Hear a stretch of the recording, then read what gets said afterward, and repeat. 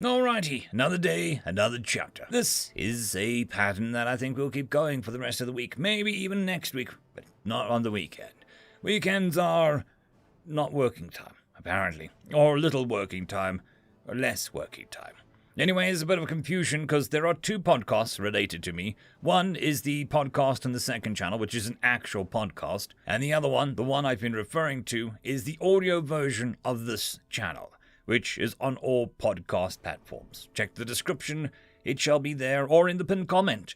Just a quick shout out to the T5 peeps: Bob the Dragon, Cat Crab Lobster, Data Magnet, Dark Machine, Bezic, Try Again 95, Fudic Yol, Astrea the Dreamer, Casper Arnholtz, Cam Maxwell, Ithilia, Meridian 117, and Jordan Bucksmorm. Thank you very much. But anyways, on to the story. All about the Lynae, part 11. The Crackmore. Lynae have few predators on their homeworld. The biggest and most aggressive predator is the Crackmore. This amphibious reptile is 1.5 to 2 meters in length. It is an opportunistic predator and rarely attacks adults, but has been known to kill and eat children. The skin of the Crackmore is covered in a sonic-absorbing slime that makes it difficult for Lynae to detect while in the water.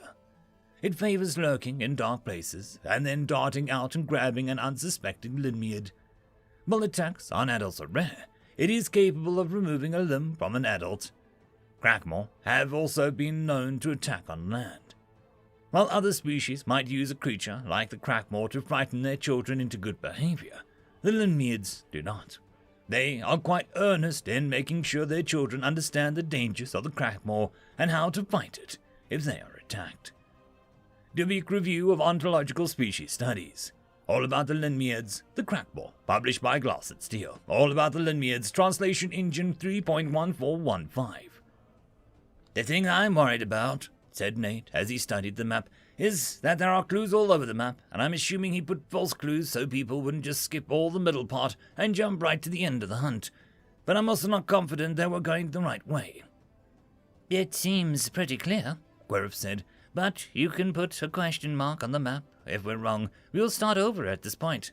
Fair enough, Nate said, and licked the pencil tip before marking the map. They turned to stare down at the wide ravine. Going down that ravine felt like a trap. Have you ever read Kipling? Alan asked. I have, Captain Rackham said. Me too, Zoe said.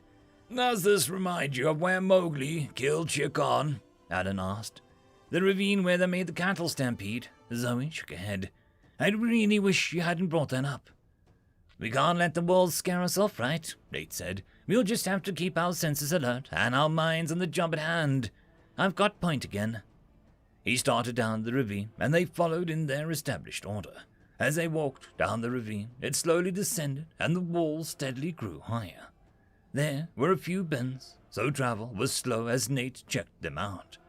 He also tried an experimental jump to see if he could jump high enough to get out of the ravine, but couldn't quite make it to the top.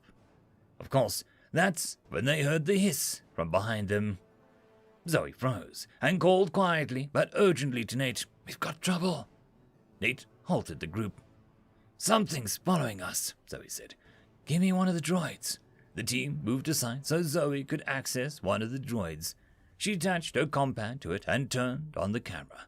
Alan gave her a thumbs up and let her know that she was receiving the local feed from her compad, and then started directing the droid back down the ravine the way they had come. Once the droid disappeared around the bend in the ravine, everyone gathered around Alan's compad to see what the droid saw. Terror of the deep, Narif whispered as the image appeared on the screen. Captain, since we are on a retrieval mission rather than an exploratory mission, are we legally clear just to kill that thing? What is it? Alan asked, and Narif pretended not to notice that Nate had thumbed the power level up on his weapon. If it attacked the group, they were within their rights to kill it, no matter what kind of expedition that they were on. It's a Crackmore, Narif said, glancing away from the screen to look at Alan. At his blank look, she explained further. A creature from the deep on our world. It slips through the water without detection and steals children. It can come up on the land and will attack anything that it finds. Narif, Alan said, we're not on your world. That isn't a Crackmore. It looks like a crackmore. It sounds like a crackmore. It is a crackmore, Neref said stubbornly. Look, Nate said, though his weapon, like Zoe's and Captain Rackham's, was still drawn. We knew that there were large amphibious reptiles on this world before we landed. It's a little further inland than I would expect, but we can take it out. It will not attack us. It wants something easy and familiar, not tough and strange. Unless it's mating season, Zoe said. Have you ever seen a video of a tortoise chasing away humans during mating season? Good point, Nate said. Just how big do you think that thing is anyway? They looked at the reptile on the screen. Bigger than I would want to meet, Alan said. I'm going to recall the droid, and I suggest we start moving. Captain Rackham nodded. I think moving is a good idea. Let's not wait for that droid. And if it starts following the droid, abandon the droid. The reptile seemed to have no interest in the droid, and didn't follow it, so much as just happened to be heading down the same ravine as the droid. When Alan cranked the speed up on the droid, the reptile didn't change its pace, moving steadily forward, like a clockwork machine. The team started moving out, and when the droid caught up, Zoe retrieved a combat. She and the captain kept rear guard, in case the reptile picked up pace. Nate, Zoe called out, keep an eye out for some way out of this. We're going to want to find a place to make camp. I'm on it, Nate said. I'm just having a little trouble finding a good spot. Do you think that reptile can climb? Captain Rackham said, the previous expedition didn't say anything about climbing. Why? I think we can get up and on top of the ravine. I don't think it's a good plan to camp down here. This ravine looks like it's been created by water rather than tectonics. Theoretically, the tent could keep a flash flood off of us, but I really don't want to test that. On top of the ravine sounds like a good plan, Captain Rackham said, but you couldn't jump out before. How do you plan on getting out now? There's a ledge up here. I think we can get everyone out in 2 stages, Nate said. Captain Rackham took his eyes off the path behind him and glanced at the ledge Nate was talking about. Leapfrogging our way up? Zoe asked. Yeah, I think so, Nate said.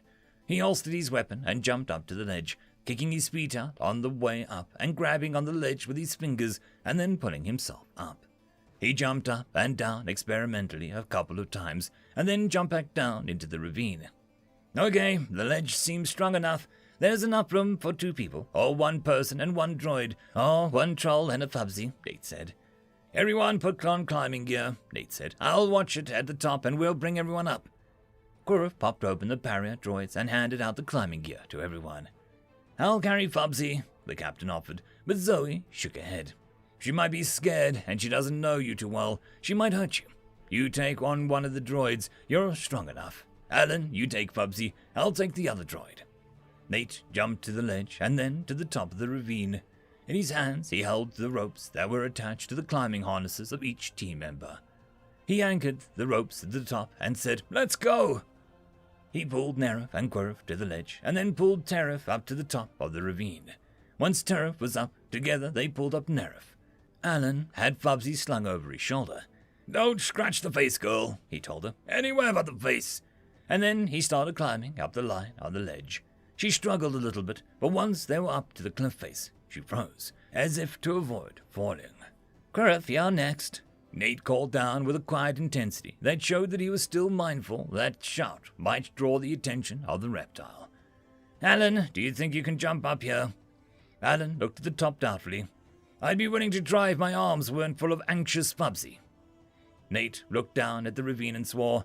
I don't want to kill indigenous life if I don't have to, he said, but it's coming our way. Nate, Teref, and Neref started hauling Quirrell up. As soon as he was at the ledge, Zoe turned to the captain. Leave the droid, climb up to the edge. The captain set the droid down and started up his rope.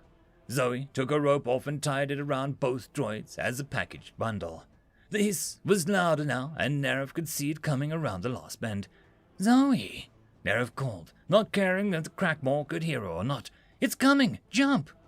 Zoe jumped to the ledge more easily than Nate had, then turned and started hauling up the captain. Once Quirrell had reached the top, they started pulling Alan and Fubsy up. The crackmore, Neref thought, was larger than any crackmore that she had right to be. This one was easily 3 times the length of Captain Rackham, and having caught sight of the movement on the ravine wall, was drawn in to investigate. Hurry! Hurry! Neref shouted. Up you go, Captain, Zoe said through gritted teeth. She'd wrapped his rope around her right arm and pulled. The captain found himself face down on the ledge, one arm hanging over the side. He quickly pulled it up, and as he realized the reptile might be able to grab a hold of his arm. Alan and Fubsy were finally on top, and the team, except for Nate, started putting Captain Rackham up. Nate grabbed Zoe's rope to pull her up, and ended up with 2 droids. Zoe jumped the last bit to the top and laughed, a shaky laugh. "To answer your question, Nerif," Captain Rackham said, "because this is a retrieval expedition rather than an exploratory expedition, we have contractual right to kill anything we feel threatened by, even if it has not demonstrated a lethal intent to us." "There is only one problem with that, Captain," Nate said. "And what would that be?" Captain Rackham said. "The weapons don't work." End of chapter.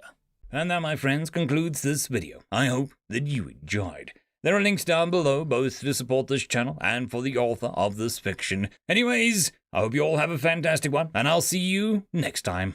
Cheers.